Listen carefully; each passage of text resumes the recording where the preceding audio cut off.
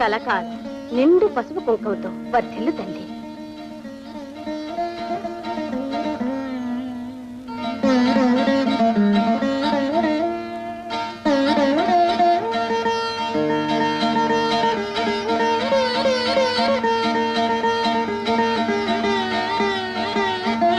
అన్నయ్య అన్నయ్య సమయానికి వచ్చాం. మీరు ఇవాళ వస్తారో లేదో అని నేనెంతో ఆరాటపడ్డాను. ఏనన్నయ్యా ఆయనేరి? అమ్మా అతను ఇప్పుడు ఇక్కడికి ఎలా వస్తాడమ్మా? ఏ అతనికి ఇప్పుడు ఉన్నతమైన పదవి లభించిందమ్మా. మంచి వడుకులు మంచి వాళ్ళని ఇక్కడ ఉండనీరటమ్మా. అందుకే పైకి పంపించారు. అక్కడ ఊపిరాడనంత పని, సెలవు దొరకదు. నేను రావటానికి వీల్లేదు. సమయం చూసి మిమ్మల్ని ఇద్దరిని నేనే అక్కడికి పిలిపించుకుంటానన్నాడు. అప్పుడు నేనన్నాను, అరే రఘు, మాకు మాత్రం అంతకంటే కావాల్సిందే ఉందిరా. మేము ప్రయాణానికి సిద్ధంగా ఉంటాం. నీ పిలుపు రాగానే కలిసి వస్తాం.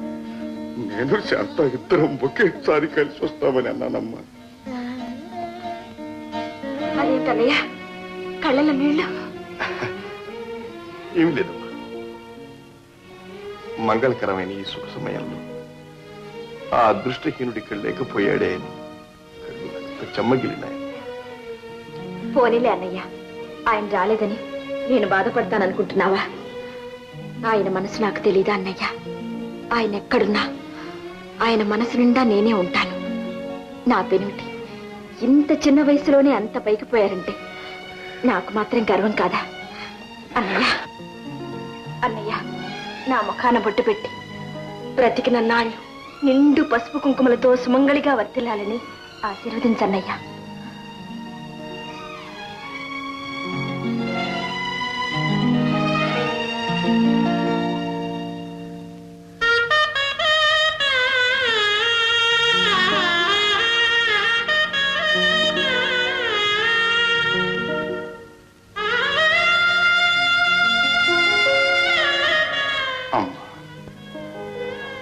మనస్సుకు బాధ తెలియకుండా ప్రశాంతంగా బ్రతుకు తెల్లవార్చుకోతుంది.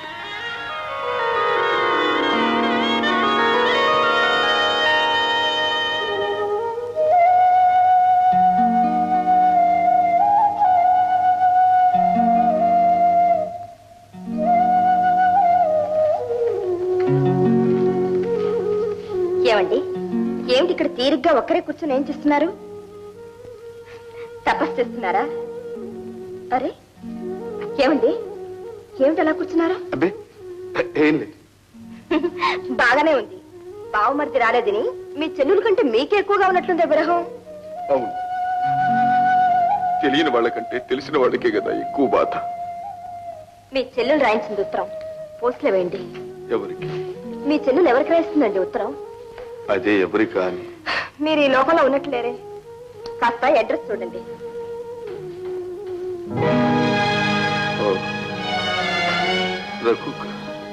అడ్రస్ బ్యాంక్ అడ్రస్ రాశాను, పర్వాలేదా? ఏ అడ్రస్ అయినా ఒకటి.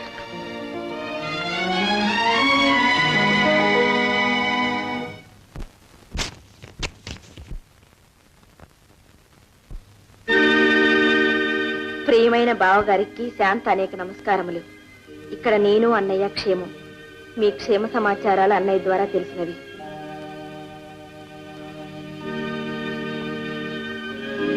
ఇంత కొద్ది కాలంలో మీకు అంత ఉన్నత పదవి లభించినందుకు నేను సంతోషంతో పొంగిపోతున్నాను. అది మీ మంచితనానికి దేవుడు మీకు ఇచ్చిన కానుక. అయ్యో, దేవుడికి మంచి వాళ్ళంటే ఇష్టం అనటానికి ఇంతకంటే రుజువేం కావాలి? పరమేశ్వర,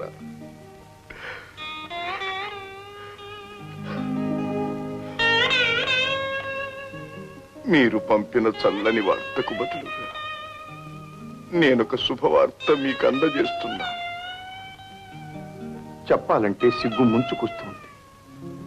ఎలా చెప్పాలో కూడా తెలియటం లేదు. మీరు త్వరలో తండ్రి కాబోతున్నారు. నాకిప్పుడు 3వ నెల.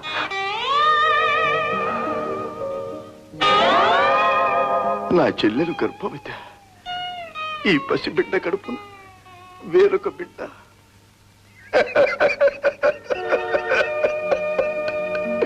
అయ్యో భగవంతుడా, నేనిప్పుడు ఏడవాలో నవ్వాలో కూడా నాకు తెలియటం లేదే. ఈ మాట అన్నయ్యకు కూడా తెలియదు. చెప్పాలంటే సిగ్గేస్తున్నది. ముందు మీకు చెప్పిన తరువాత అన్నయ్యకు చెప్తాను.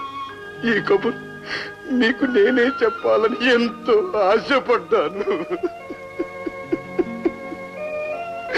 కానీ మీరు ఇప్పట్లో ఇక్కడకు వచ్చే స్థితిలో లేరే. ఎలాగైనా ఒక్కసారి వచ్చి పోకూడదా బాబా?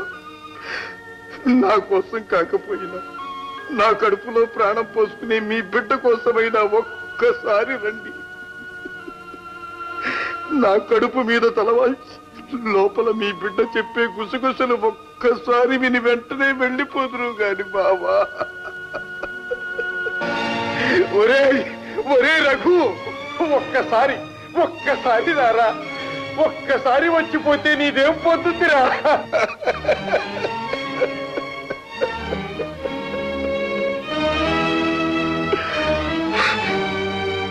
ఎప్పుడు వచ్చేది వెంటనే జాబు రాయించండి. మీ జాబు కోసం 1000 కళ్ళతో ఎదురు చూస్తూ ఉంటాను. ఇట్లు మీ ప్రియమైన శాంత.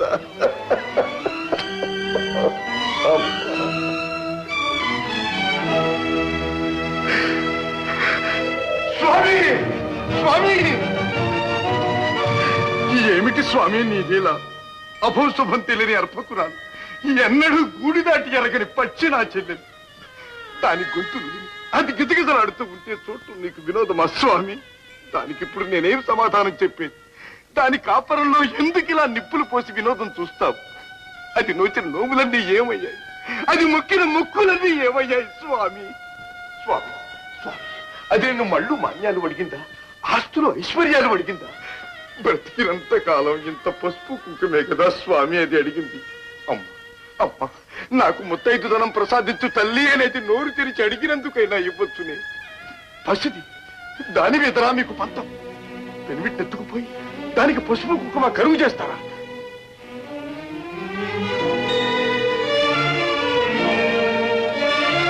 లేదు, వీల్లేదు. నా బొందిలో ఊపిరి ఉండగా అలా జరగటానికి వీల్లేదు. మీ చేతులండి మీరు చేసుకోండి. ఏమైనా సరే ఆమె ముఖాన్ని బొట్టి ముట్టుకోవటానికి వీల్లేదు. ఆమె మెళ్ళో తాలి బొట్టి తాగటానికైనా వీల్లేదు. అసలు ఈ వార్త ఆమెకు తెలియని. ఆమె బ్రతికినంత కాలం ముత్తైదువుగానే బ్రతకాలి. ఎవరేం చేస్తారో నేను చూస్తాను.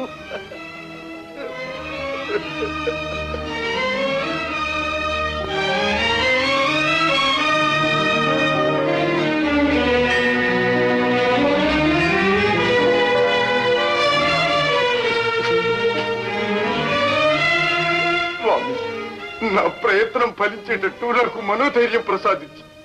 నా చెల్లెలు నాకు దక్కేటట్టు దీవించు స్వామి, దీవించు.